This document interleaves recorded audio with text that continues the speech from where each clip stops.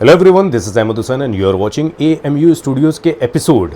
और आज जो मैं बात करने वाला हूँ टॉपिक, जैसे कि आप लोगों ने पढ़ लिया होगा, समझ लिया होगा कि मैंने ये इस टॉपिक में बात करने को कहा है कि किसी भी नौकरी से कहीं बेहतर काम इस वॉइसिंग इंडस्ट्री में है और हम लोग कर रहे हैं। ये वीडियो थोड़ा सा लंबा होने वाला है, वो लोग बिल्कुल भी इस वीडियो को ना देखें जो क्विक माइंड सारी चीज़ें, क्विक माइंड नहीं, बहुत जल्दी में सारी चीज़ें कर लेना चाहते हैं। एक तो मैं बहुत जल्दबाजी वाले कामों को करता नहीं हूँ, बहुत जल्दबाजी वाले लोगों के साथ में रहता नहीं हूँ। जो लोग थोड़ा सा आराम से समझ के, मुझको समझ के, अपने आप को समझ के काम कर सकते हैं, वो बहुत अच्छी बात है। और जैसे कि मैं आपसे बात बताऊं कि इस टॉपिक में क्या है कि हम जॉब करें, बिजनेस करें या ये काम करें। तो पहली बात, ये वीडियो एक्चुअली मैं बनाना नहीं चाह रहा था। इस वीडियो में दो टॉपिक्स हैं। पहली चीज़ तो ये है कि हाँ, हम कितना कमा सकते हैं इस वीडियो, मतलब इस काम के थ्रू, और कैसे अपने आप को सर्वाइवल मूड में डाल सकते हैं, किस तरीके से हम लोग इस इंडस्ट्री में आ सकते हैं, वगैरह वगैरह वगैरह, सबसे पहले। लेकिन चलिए कुछ मैंने टॉपिक्स 4-5 मैंने पॉइंट्स लिखे हैं जिसको मैं आपसे शेयर करना चाहता हूँ। और मैं, यकीन मानिए, मैं अपनी आप बीती ही आपको बताऊंगा। मैं कोई लगी छुपी बात नहीं करूंगा कि बहुत आपको एकदम मैं ऐसी चीज़ें बता रहा हूं जो कि ख़याली पुलाव हैं। वो मुझसे नहीं हो पाता है, वो मैं कर नहीं पाता हूँ, मेरे से चीज़ें नहीं हो पाती हैं। तो कुछ पॉइंट्स हैं। सबसे पहले कि हाँ, आप पहले तो ये समझिए कि आप कोई नौकरी करना चाहते हैं, उस नौकरी में आपको क्या मिलेगा। आप सिंपल अगर ग्रेजुएट हैं, ठीक है, ग्रेजुएट आज के डेट में सब लोग होते हैं। मैं पढ़ाई ठीक से नहीं कर पाया, बट मैंने जितनी भी पढ़ाई की, अगर मैंने टेक्नोलॉजी के ऊपर पढ़ाई की, अगर मैंने टेक्निकल के ऊपर पढ़ाई की, अगर ऑडियो इंजीनियरिंग के ऊपर मैंने पढ़ाई की, एडिटिंग के ऊपर पढ़ाई की है, तो मैंने उसमें पढ़ाई की है। तो वही चीज़ है कि कुछ वक्त के बाद मैंने जो पढ़ाई की वो इन सब चीज़ों के ऊपर की। तो अगर आप सिंपल ग्रेजुएट भी हैं और आप ये सोच रहे हैं कि आपको ये काम करना है और आपको वॉइसिंग इंडस्ट्री में आना है, पहली चीज़ तो आपको कुछ पता नहीं है इस बारे में। आप बिल्कुल नए हैं, आप नहीं जानते कि ये वॉइसिंग इंडस्ट्री कैसे रन करती है, कैसे काम करती है, इसमें कौन लोग होते हैं, इसके पीछे कौन लोग जुड़े होते हैं, इन सब चीज़ों के पीछे किस तरीके से सारी चीज़ें ये फॉर्मेट काम करता है। तो मैं आपको एक बात बताऊँ। फॉर एग्ज़ाम्पल, आप मुंबई में हैं, ठीक है ना, और आप एक अच्छे वॉइस आर्टिस्ट हैं, बट अच्छे वॉइस आर्टिस्ट का काम नहीं है यहाँ पे। उन वॉइस आर्टिस्ट का काम है जो स्क्रिप्ट कोई डायरेक्टर प्रोड्यूसर अगर आपको दे रहा है, उसको अगर आप अदा कर सके, उसको अगर आप परफॉर्म कर सके, तो आप एक अच्छे आर्टिस्ट कहलाएंगे। आपकी आवाज़ बहुत भारी हो, उससे कोई फ़र्क नहीं पड़ता। आपकी आवाज़ में कितनी शार्पनेस हो, कितना बेस हो, कोई फ़र्क नहीं पड़ता। आपके अल्फाज कितने ही अच्छे हों, कितनी अच्छी आप उर्दू, हिंदी, इंग्लिश बोल लेते हो, इससे कोई फ़र्क नहीं पड़ता। लेकिन अगर आप कैरेक्टर के ऊपर नहीं जा रहे हैं, जैसे कि वॉइस ओवर एंड डबिंग की बात मैं अगर आपसे करूं, अगर आप वॉइस ओवर की बात करें तो आपकी वॉइस में अगर ठहराव नहीं है, आपकी वॉइस बैलेंस नहीं है, तो आप उस स्क्रिप्ट को नहीं पढ़ सकते, अदा नहीं कर सकते। आपके अंदर अगर इमोशंस नहीं है, मॉड्यूलेशंस नहीं है, जैसे मैंने पहले भी बताया था कि ये इंडस्ट्री 3 सेक्टर के ऊपर काम करती है। सबसे पहले डिक्शन, दूसरा मॉड्यूलेशन, तीसरा कैरेक्टराइजेशन, ठीक है ना। और उसके बाद एक होता है टेक्निक्स, एक होता है टेक्नोलॉजी, जो मैं पहले भी वीडियो में बता चुका हूँ, जिसके बारे में मैं डिस्कस नहीं करूँगा। हाँ, यूं कह सकते हैं कि आप अगर शुरुआती दौर में हैं तो आपको ये पता होना चाहिए कि आपकी स्ट्रेंथ क्या है, ठीक है ना। आपकी बहुत बेसी वॉइस नहीं है, आपका बैरिटोन जो है वो इतना बेस नहीं है उसके अंदर, तो आप अननेसेसरी गलत स्क्रिप्ट पकड़ के उसके सैंपल बनाएंगे तो पहली चीज़ तो एक्सेप्ट नहीं होंगे, क्योंकि उसके लिए जो वॉइस चाहिए वो बहुत बेस वाली आवाज़ चाहिए, ठीक है ना। अब आपके अंदर एक कैरेक्टर है जो 18 साल का एक लड़का है, ठीक है ना, और किसी और ने उसको परफॉर्म किया, लेकिन आपको उसको डब करना है और आपकी बहुत बेस वाली आवाज़ है, और आप उस कैरेक्टर को भी एकदम इस तरीके से पढ़ रहे हैं कि जैसे कि एक 45 साल का एक आदमी है, तो तब भी वो नहीं जाएगी, तब भी वो एक्सेप्ट नहीं की जाएगी। तो मेरे भाइयों, मैं आपसे ये कहना चाहता हूँ, कमा आप तब पाएंगे जब आपको अपनी स्ट्रेंथ के बारे में पता होगा, ठीक है ना। किसी भी नौकरी से ये काम बहुत बेहतर है। कैसे, मैं आपको बताता हूँ। वॉइस ओवर की इस दुनिया में जो हम लोग काम करते हैं, मैंने भी क्या अपनी ज़िंदगी में कर लिया, एक स्टूडियो मैंने बना लिया है। अभी एक दिल्ली में एक स्टूडियो है जिसको इस्टेब्लिश करने की पूरी कोशिश कर रहे हैं हम लोग।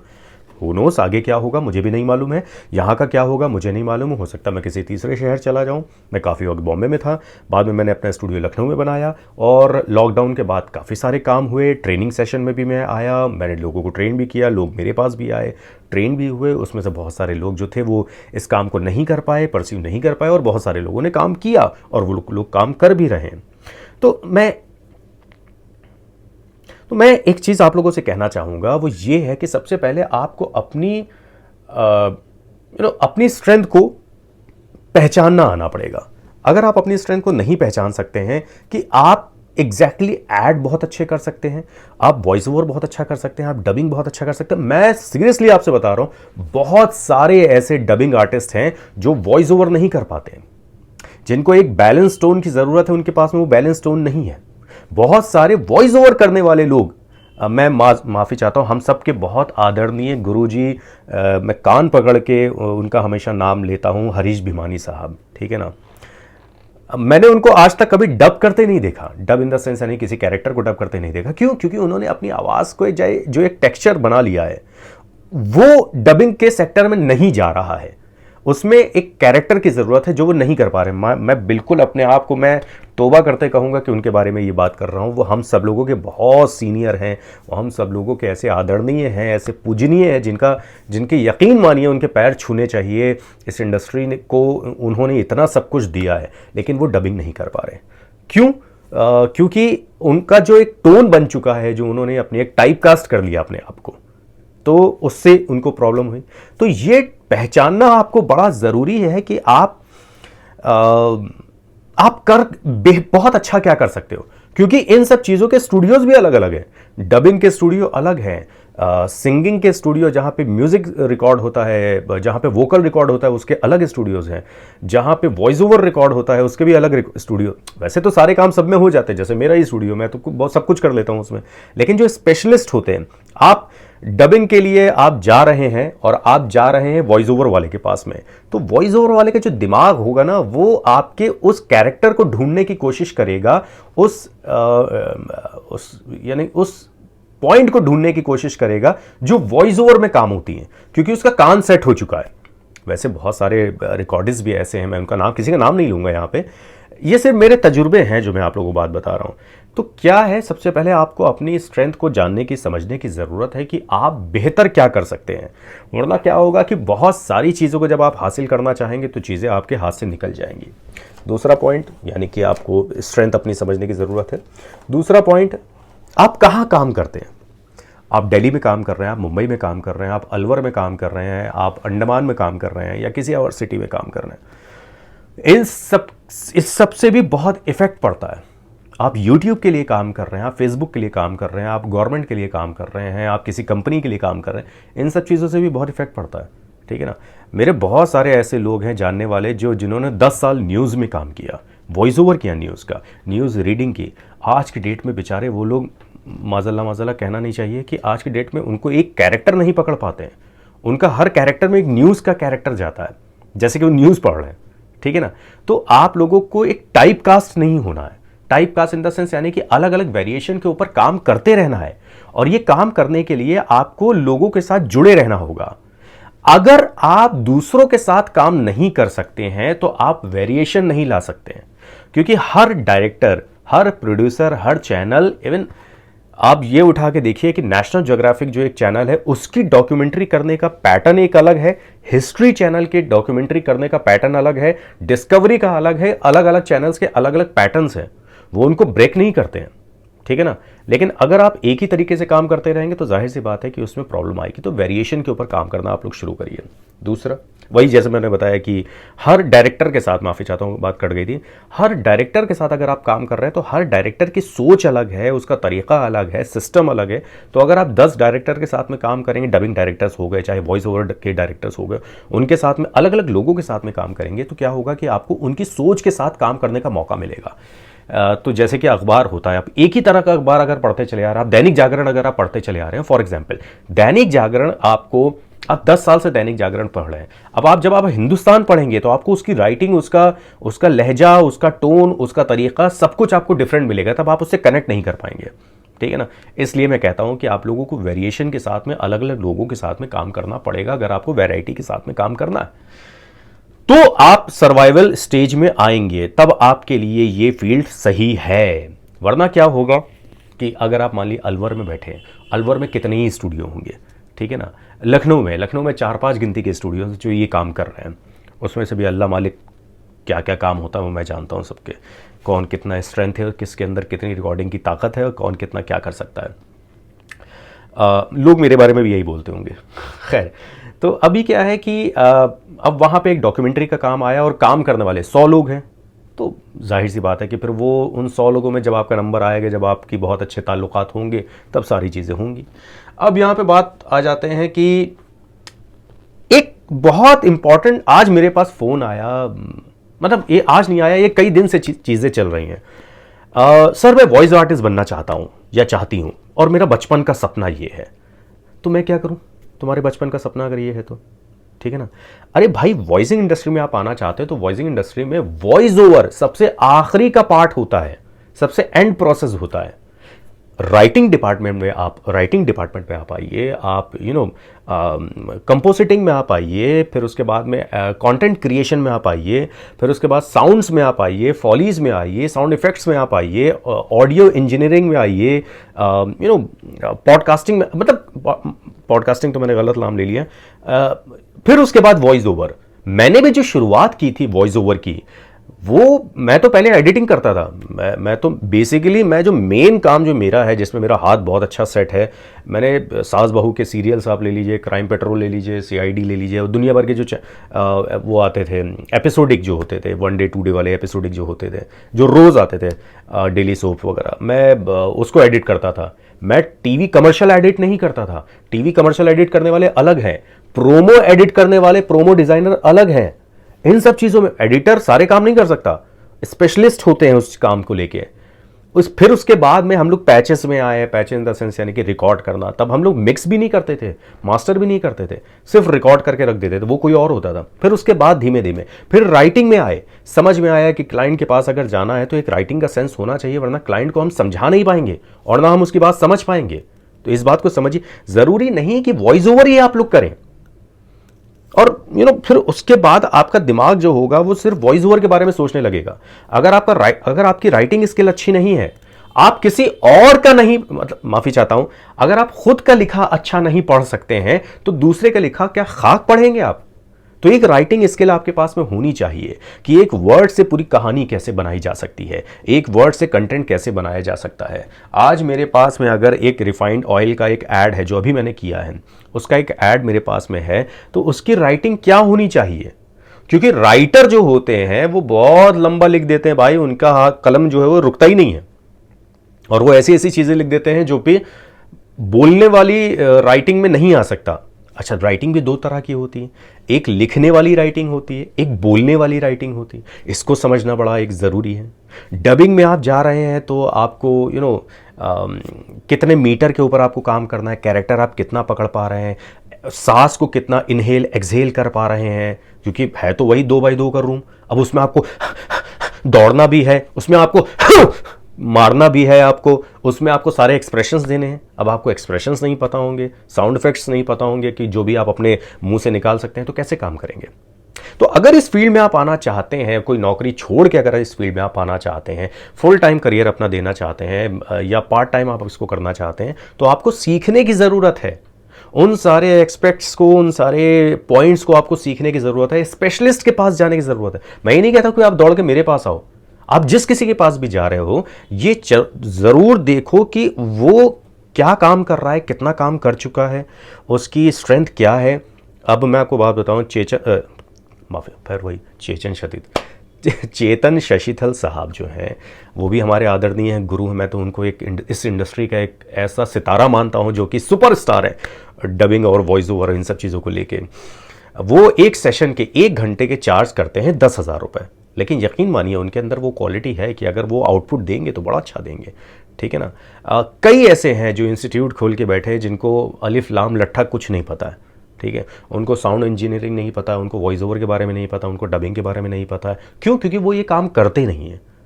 जो ये काम करते नहीं हैं वो घंटा सिखा भी आपको सकते नहीं हैं। तो ये सब सारी चीज़ें आप देखिए, अगर आप इस इंडस्ट्री में आना चाहते हैं, और मैं आपको बात बताऊं कि इसमें आप 10,000 रुपये से लेकर आप महीने का 15 से 20 लाख रुपए भी आप कमा सकते हैं एक एक महीने में। राजेश खट्टर हैं, अपना भाई राजू है, अपने भाई संकेत महात्रे हैं, कई ऐसे हैं, विराज यादव हैं, कई ऐसे हैं जो कि चेतन शशिथल साहब एक एक रिकॉर्डिंग का कितना चार्ज करते हैं आपको पता है। तो ये सब सारी चीज़ें अभी समझने वाली बात है, लेकिन अगर आप सीखेंगे नहीं, समझेंगे नहीं, तो फिर वही होगा। आप कितना कमा सकते हैं, क्यों, अच्छा फिर इसमें वक्त मिल जाता है। और अगर आप वो काम करें जिस काम को करने में आपको लगे कि हाँ यार, मैं करना चाहता था, जो मेरा शौक था, जो मेरी ज़िंदगी में मैं करना चाहता था, जो मैं पाना चाहता था, मैं आज उससे पैसा कमा रहा हूँ। उससे बड़ी ताकत, उससे बड़ी दौलत कुछ नहीं है आज की डेट में। आप यकीन मानिए, किसी जॉब में आप 1 लाख रुपए भी कमा रहे हैं और उसमें आपका मन नहीं लग रहा है, और वॉइस ओवर जिसमें काम आपका मन बिल्कुल लग रहा है, आप अलग अलग तरह के कैरेक्टर जीने का आपको मौका मिल रहा है, और उसमें आप 50,000 महीना भी कमा रहे हैं, तो यकीन मानिए वो 50,000 से इतनी खुशी आपको मिलेगी कि मैं क्या बताऊं आपको। मुझे इस काम से इतनी खुशी मिलती है कि मैं कुछ और कब काम नहीं कर सकता, मैं यही काम करूंगा। तो ये सारे चीज़ें हैं कि बहुत अच्छा भी है, लेकिन अगर आप सीखे बगैर आए इस काम में, इस इंडस्ट्री में अगर आप सीखे बगैर आए तो थोड़ा सा प्रॉब्लम हो जाता है। प्रॉब्लम थोड़ा सा नहीं, काफ़ी कुछ हो जाता है। एक होता है कि लड़ झगड़ के, दुनिया की ठोकरें खा खा के सीखना, एक होता है सीख के करना। इन दोनों में काफ़ी फ़र्क है, ठीक है। तो हम लोग के ऑनलाइन सेशंस भी हैं, ऑफलाइन सेशंस भी हैं। अब मैं अपनी पब्लिसिटी थोड़ी सी कर दूं कि हम लोगों ने दिल्ली में ऑनलाइन सेशंस भी किए हुए हैं, माफ़ी चाहता हूं, दिल्ली में ऑफलाइन सेशंस भी किए। मेरे आज ज़बान थोड़ी सी अटक रही ना। दिल्ली में हम लोगों ने ऑफलाइन सेशंस भी किए हुए हैं। आप लोग मेरे स्टूडियो आके हम लोग से सीख सकते हैं। वहाँ पे कोर्स हमारा शुरू हो चुका है, मतलब आप बिल्कुल आप मुझसे मिल सकते हैं। हमारे सैटरडे संडे कोर्सेज़ भी हैं, मंडे से थर्सडे कोर्सेज़ भी हैं, फ्राइडे को भी होता है, सारी चीज़ें हैं। हमारे ऑनलाइन सेशन में भी 2 पार्ट अब मैं करने वाला हूँ। पहला बिगनर, दूसरा प्रोफेशनल। बिगनर के लिए 4 दिन की क्लास होगी, प्रोफेशनल के लिए 16 दिन की क्लास होगी। बिगनर के लिए फ़ीस बहुत कम है, बहुत ही कम है, आप सीख सकते हैं, समझ सकते हैं। प्रोफेशनल के लिए थोड़ी सी फ़ीस उसकी ज़्यादा है, क्योंकि उसमें डेज़ बहुत ज़्यादा देने पड़ रहे हैं और काफ़ी कुछ चीज़ें हैं। उसके लिए आप लोग जो नंबर हम लोग दे रहे हैं उस पर कॉल कर सकते हैं। दिल्ली में जितने भी लोग मिलना चाहते हैं वो लोग हम लोगों से मिल सकते हैं, उस पर नंबर जो दिया है वहाँ पे भी आप हम लोगों से मिल सकते हैं। तो मैं बस यही कहना चाहता हूँ कि आप लोग पैसा तो ज़रूर कमा सकते हैं इस काम से, और हम भी कमा ही रहे हैं। बहुत सारे आर्टिस्ट हैं जो कमा रहे हैं और जिन्होंने लॉकडाउन में भी पैसा कमाया है। लेकिन सीखो मेरे भाई, बगैर सीखे अगर आप ये काम करोगे तो मुझे नहीं लगता कि आप कहाँ तक कर पाओगे, क्या कर पाओगे। हो सकता है कि 1-2 प्रोजेक्ट आपको मिल जाए, हो सकता है कि कोई आपकी वॉइस को रिकग्नाइज कर ले, लेकिन पता नहीं कितना कर पाओगे। आपको क्या क्या चीजें सीखने की जरूरत मैं बताऊं? Diction, modulation, characterisation, techniques and technology, ये 5 चीजें आपको सीखने की जरूरत है। अगर इन 5 चीजों पे आपने कमांड हासिल कर लिया, यकीन मानिए घर बैठे आपका, चाहे आप पार्ट टाइम ये काम कर रहे हो, चाहे मेल हो, चाहे फीमेल हो, चाहे बच्चा हो, चाहे औरत हो, चाहे कोई भी हो, ठीक है ना, 50-60 हज़ार रुपये आपके कहीं नहीं गए। और मैं ये आपको खुश करने के लिए नहीं बोल रहा हूँ, मैं वो बोल रहा हूँ कि आप मैं अपनी बात बता रहा हूँ कि मैं ये नहीं बोलूँगा कि मैं कितना कमाता हूँ, बस मैं ये बोलूँगा कि इसी काम से मेरा पूरा घर चल रहा है। मेरे 2 बच्चे हैं, मेरी बीवी है, मेरे दोस्त यार हैं, मेरा पूरा स्टूडियो है, इलेक्ट्रिसिटी है, मेरा अपना घर है, मेरी 4 व्हीलर है, मेरी 2 व्हीलर है, मेरे खुद के बहुत खर्चे हैं।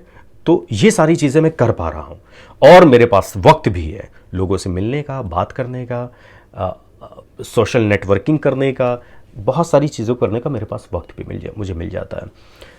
मैं कितना कमा रहा हूँ ये मैं नहीं बताऊँगा आपको, बस मैं ये समझ लीजिए कि इतना कमाता हूँ कि अगर मुझे कोई माइक चाहिए होता है मैं ले लेता हूँ, मुझे कोई सिस्टम चाहिए होता है मैं ले लेता हूँ। मुझे बहुत सोचने की ज़रूरत नहीं होती कि यार ये कैसे होगा, जबकि मैं अपने घर में कमाने वाला अकेला हूँ। तो आप भी कर सकते हैं, लेकिन सीखिए। अगर सीखोगे नहीं ना मेरे भाई, तो आप कहाँ तक जाओगे, क्या जाओगे, मुझे नहीं मालूम और कोई भी नहीं जानता, आप खुद भी नहीं जानते। तो ये सारी चीज़ें हैं।